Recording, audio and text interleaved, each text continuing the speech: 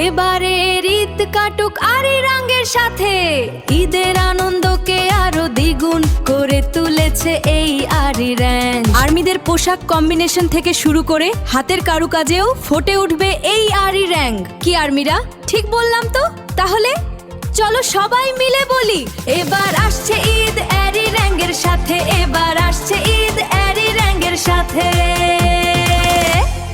ঈদের আনন্দে আশার আবির, আরি রঙের সাথে সবারই মিছিল। একসাথে আমরা এরি রং আর্মি, বাংলাদেশি ঈদ কত যে ফানে।